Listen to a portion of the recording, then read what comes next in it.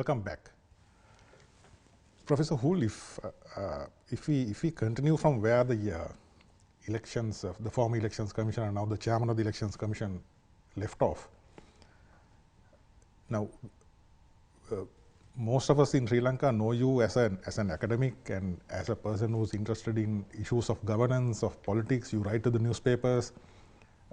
You're not afraid to express your opinion, unlike most people in academia.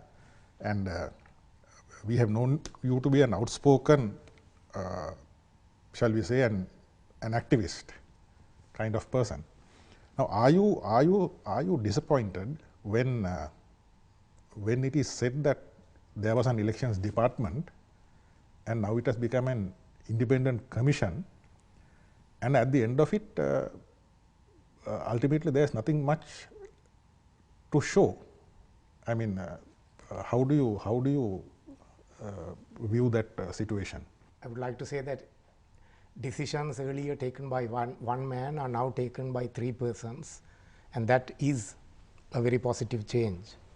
But our powers have not been expanded, and I would really like to see that happening, so that we don't just have to wait for the minister to announce the date of elections and things like that. And I said this before and I will say it again. We are now working on the registration of voters, and we have a situation where the voters have been registered, but they have no election to vote at. And I liken that to someone working hard to get a driver's license and then not having a car to drive. Yeah, I mean, have you sort of done a comparative study of elections commissions in other parts of the world and the kind of powers that they have, and compare that with the powers that have been vested in the Elections Commission here now through the 19th Amendment and so on? Yeah, I have not done an exhaustive study, but I do know that the Indian Election Commission is a good model and for us to follow, and they have vast powers. They can pretty much at election time do lots of things that we cannot do. Yeah, would you be able to sort of give a couple of examples as to that? Because now, as Mr. Mahinda Deshapriya pointed out, there is the issue that even in India, they can't initiate anything. They have to, they are helpless up to a certain point. Until the politicians make some sort of a decision, they are helpless. Perhaps they do have extensive powers after an election is declared, but how do you view that situation in relation to Sri Lanka? Mr. Qureshi, the former election commissioner in India, visited us, at least I met him at a conference recently, and he didn't give specific examples, but he did say that they are expanding and no one challenges them.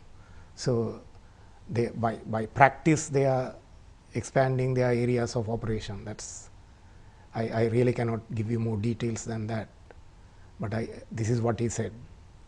Yeah. Well, if we look at this fact now as a President's Council and the former head of the legal draftsman's department, Mr. Abeysekara, how do you view the fact that the Elections Commission here is not responsible even to Parliament?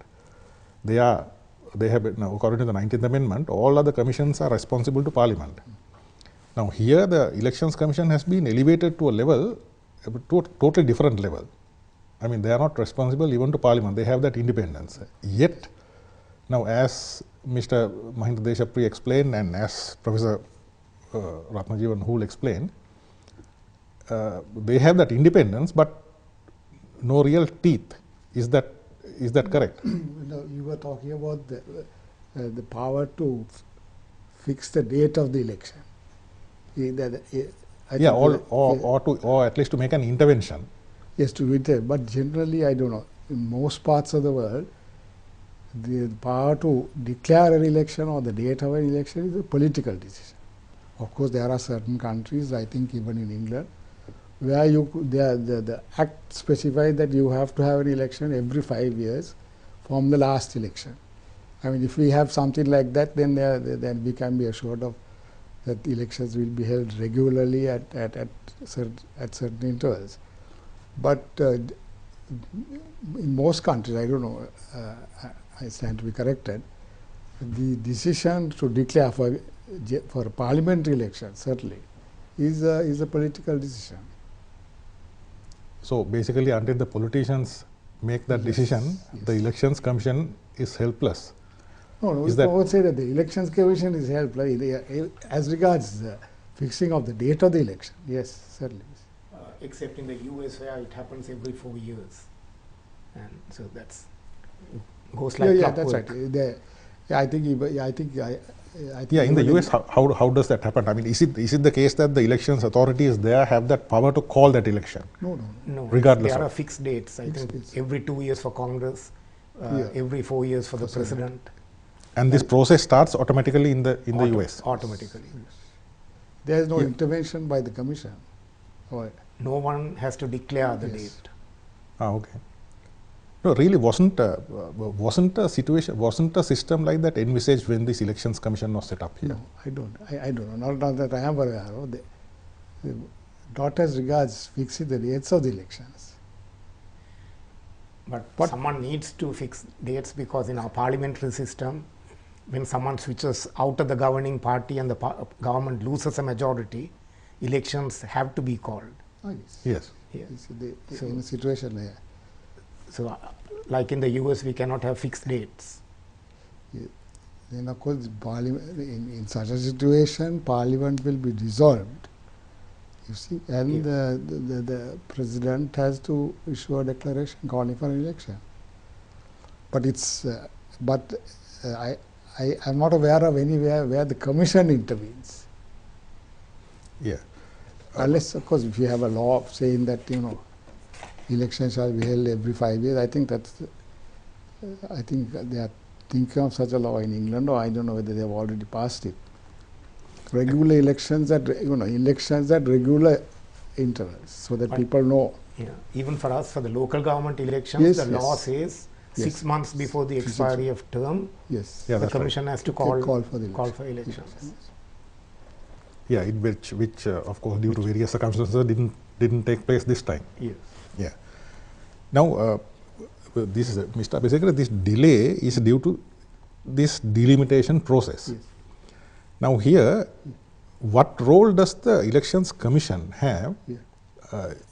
in this delimitation process? Because in India, we find that the Elections Commission is directly linked to the Delimitation Commission, and I think the Elections Commissioner there is a ex officio member of the Delimitation Commission itself. Yes. So how does that link work here in Sri Lanka between the Delimitation Commission and the Elections Commission? Yeah, there is no obvious this thing, but I think there was a practice that an officer of the elections department, the former elections department, used to be appointed to the Delimitation Commission.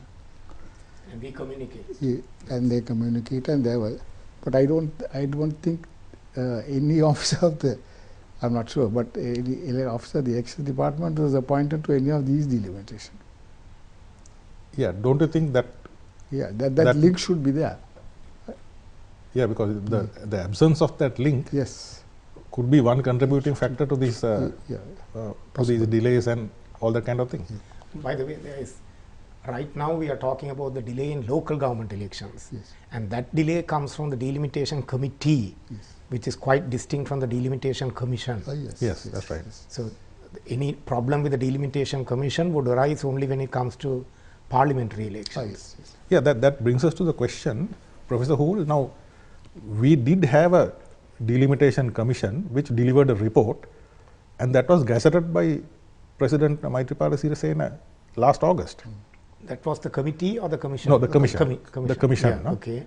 And then this committee was appointed. Yes. So, would you be able to sort of explain to our listeners, I mean, what is the difference between the commission and this committee that has been appointed? The commission, the function of the commission is to delimit That is a standing commission. But isn't it's it? for yes, parliamentary It's a permanent standing commission. committee to delimit the boundaries of the electorates for the parliamentary elections. That's the function of the delimitation commission. Okay. The delimitation committee under the local government elections ordinance was to delimit the boundaries of the wards of the various local authorities.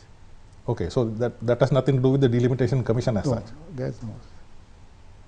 The delimitation commission only demarcates the boundaries of the parliamentary, the electorates. Yes. Okay. In that case, these wards that were sort of demarcated Yes. and gazetted later on by President Sirisena Yeah. was really the work of this delimitation committee. Committee. How is it that so many problems arose? I mean, if it is the same committee, if it is the same No, it's not the same committee. they're two different committees. Two different. What happened was Yeah, so it's a bit complicated. Yeah, I mean, yeah. there's a delimitation commission which has nothing to do with the local government elections. Yes. That's separate. separate. Then we had a earlier committee, Yes. a delimitation committee, Yes. which handled the work with regard to Demarcating the boundaries wards of in the the- wards of the various local authorities. local. And this is another committee Yeah. that have been appointed yeah. after that. So, yeah, then what happened was, I think there were a lot of questions about the boundaries that were, the delimitations of those wards, and I think the minister appointed another committee.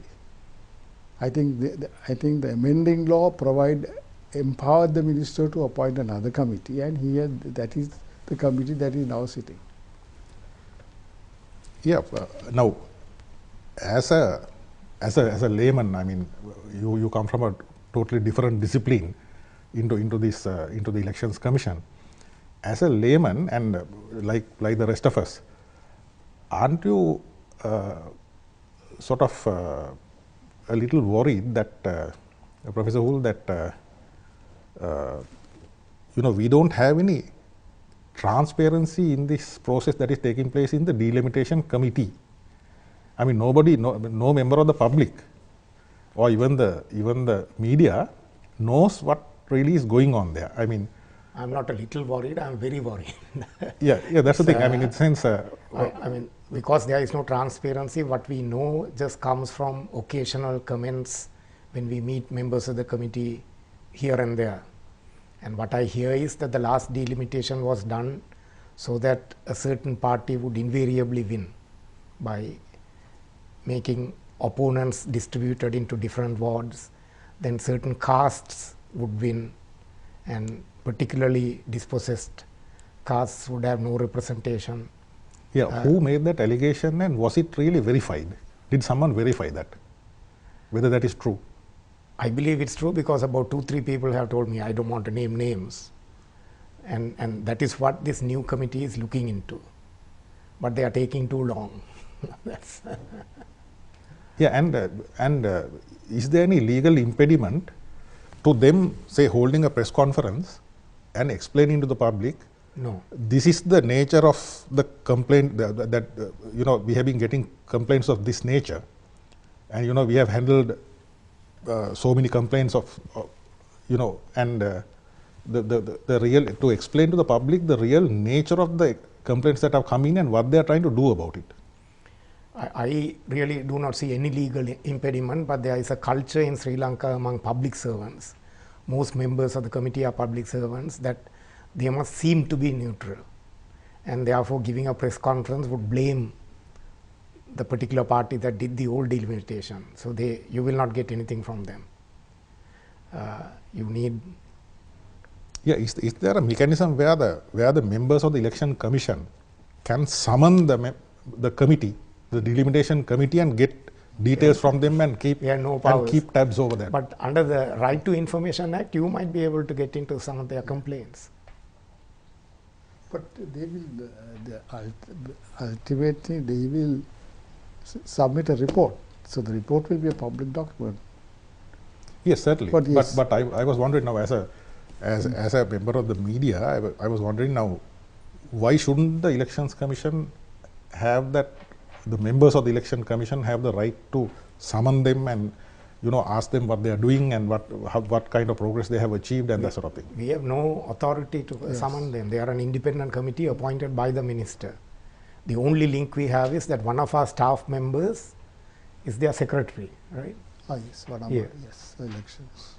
That is, so we can ask him, but I don't know whether he would like what it tells us to be made public. It's Has the secretary been keeping the election commission informed about what is going on, the I progress believe achieved he and that talks to sort the of thing? chairman.